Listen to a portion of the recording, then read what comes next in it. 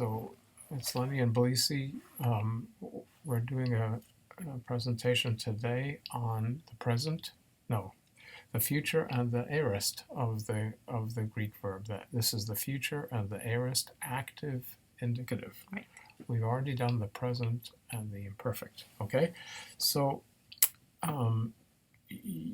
the key thing is we've set these up in parallels to show you how the formation works. On the screen you can see the forms of the present, luo, lues, lue, luomen, luo, luete, luuse, with the alternation of the E and the O vowel sounds. Sometimes they're omega, sometimes they're epsilon iota, but there's something going on there that's fundamental to them. And if you look at the future, okay, it's identical except that before the O, ace, a, amen, ete, use, there's an S, okay? There's a sigma.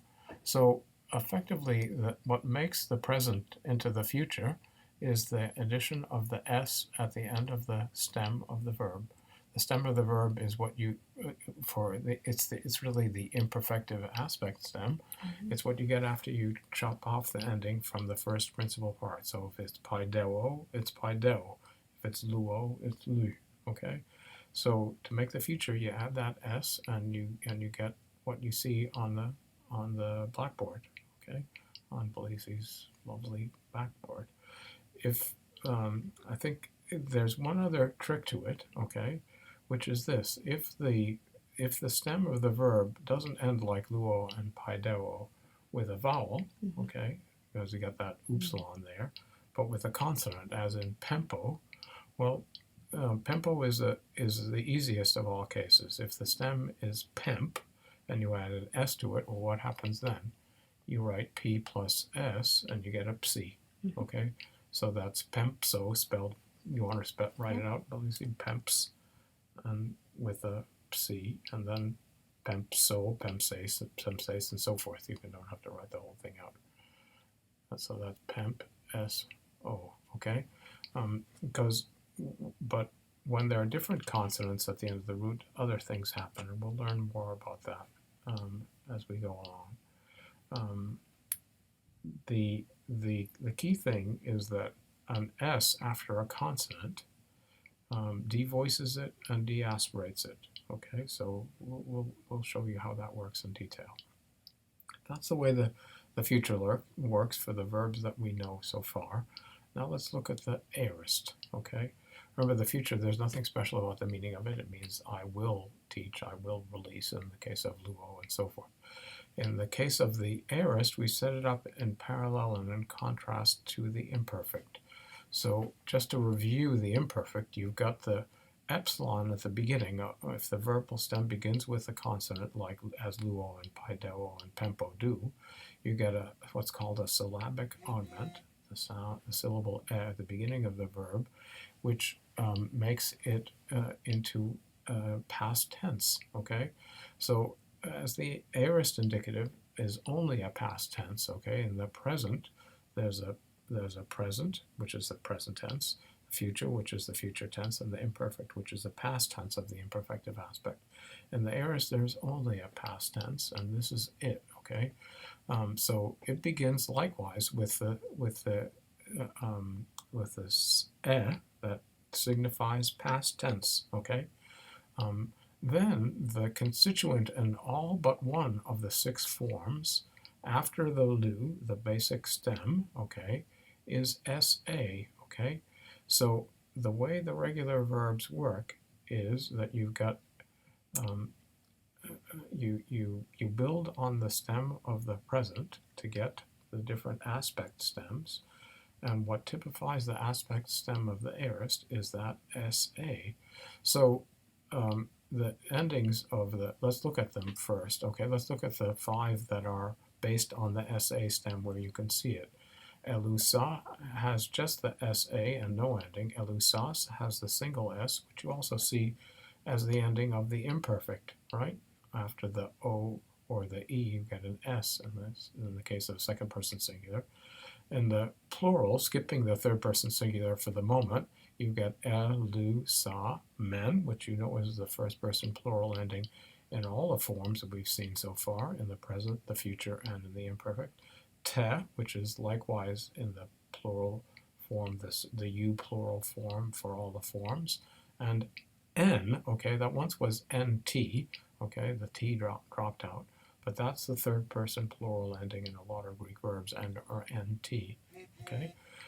So we're going to see more examples of things like that as we get going, and this will fit into a larger system. But let's look back at the third person singular, which, as you can see, has the same ending as the imperfect, okay? In other words, it's got the ending, the short epsilon, but you've lost the alpha that comes after the sigma.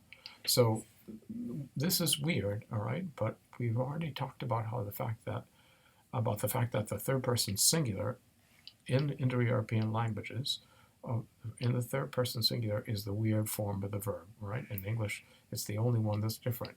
I eat, you eat, he eats, we eat, you eat, they eat. Okay, that's the only one that has a different ending. So it's a symptom of something about the third person singular as a weird form, and it here sticks out because it doesn't have that A, okay? I think that's a helpful thing. Notice that it also can have a new movable, just like the third person plural forms in the present and the future, okay? But that's the basic way in which you build these forms in the Greek verb. Let's look for a minute. Why don't you open up a new screen at what happens with S, okay? Let's make a little chart. This is about what are called the stop consonants in Greek, okay? And I'm not going to give you the anatomy of making consonants in a language, but these are consonants that are made by stopping the flow of air in your vocal apparatus, and it's a beautifully arranged symmetrical system in Greek. These consonants, and here's the way they work. Okay, there are three kinds. My chart is not very good.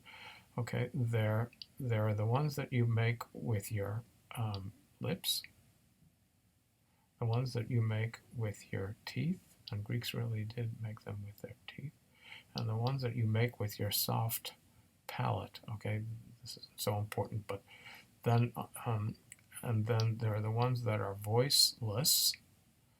Okay, I'm going to abbreviate since I don't have enough room. Okay, those that are voiced, in which you use your voice box. That's badly written. And then those that are aspirated and voiceless. Okay, we'll talk about that in a second. But here's what they are in fact. The voiceless aspirate is that you make with your lips is pi. P. Okay, you don't use your voice box p when you say p. Okay, I said p, which used my voice, but it's p. Okay, and you make one with your teeth, and Greeks really did make them with their teeth. When we do these, we say ta. We don't actually touch our teeth, but in ancient Greek, they did it with their tongue touching the tip of their tongue touching their teeth. So that, and then the one you do with your palate is kappa. Okay, so those have no voice box activation. When you make the same sound but you use your voice, you get this beta. Okay, and with your teeth, delta, and with your palate, gamma. Okay. The third category are voiceless consonants like P, T, and K, but they have a puff of air after them. Remember, we've talked about this. It's the difference between pot, where there's a puff of air after the P, and spot, where there isn't. Okay, that's an aspirated P. We're not used to hearing the difference. It's not a difference in the sound or the value of the consonant in English, but in Greek they were different. So that's the actual thing behind phi. It was p, with an aspiration, with a little puff of air after it. In the case of the one that you do with your teeth, it's theta, which was like the difference between top and stop. Okay, that's the aspirated one here. This is ASP. and this is the ASP version. That's the reality. Okay, we're not asking, I'm just giving you that for information purposes. You don't have to pronounce them that way. And in the last case, it's this, the key. Okay, so what happens in Greek is, now we should do some erasing here. When you add an S to these consonants, okay, if they're at the end of the stem of the verb, let's just do this little chart, okay. When you add an S to this one, look what happens. It becomes what we said before, psi, that is P plus S. Whether it's P or beta or phi, what happens is that the P, it turns into a P, okay, or remains a P. When you do it with this, it originally became TS, okay, whether it was just like PS, but that all turned into sigma, and then it disappeared. And into now this is not a phi, this is 0. How am I going to make this look like a 0? Put a line through it. Yeah. It's not a phi.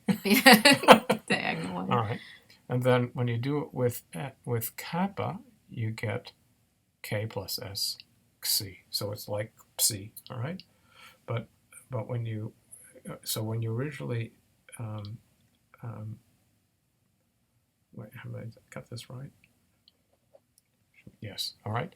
So that's the what happens with the consonants at the end of stems. Okay. Well, that's as much as I'm going to say about this at the moment.